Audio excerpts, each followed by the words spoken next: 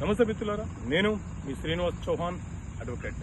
మిత్రులారా, ఈ బుక్ చట్టపరమైన సమస్యలకు పరిష్కారాలు అనే ఈ పుస్తకాన్ని మీకు అర్థమయ్యే భాషలో అనువాదము సంకలనం చేసింది మనమే. సో మిత్రులారా, ఈ పుస్తకంలో ఎలాంటి అంశాలను పొందపరచడం జరిగింది అనే అంశం గురించి ఈ వీడియోలో విశదీకరించే ప్రయత్నం చేస్తాను. సో మిత్రులారా, లీజును ఎప్పుడైనా రద్దు చేయవచ్చా?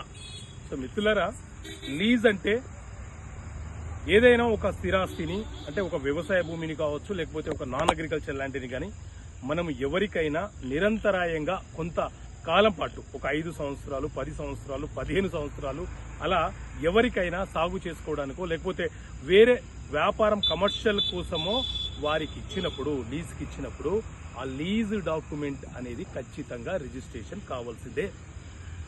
లీజు డాక్యుమెంట్ రిజిస్ట్రేషన్ కాకపోతే ఆ లీజుకు వాల్యూ, చట్టబద్ధత అనేది ఉండదు.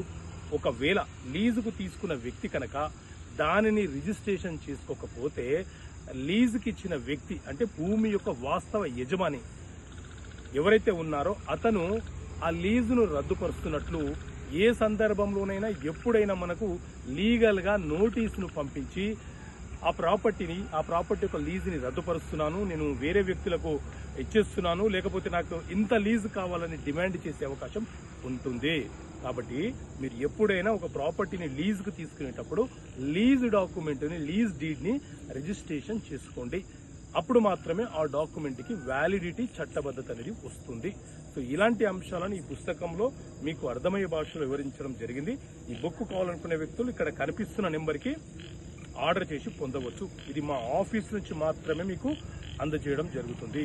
ఓకే మిత్రులారా, థ్యాంక్ యూ. జై హింద్.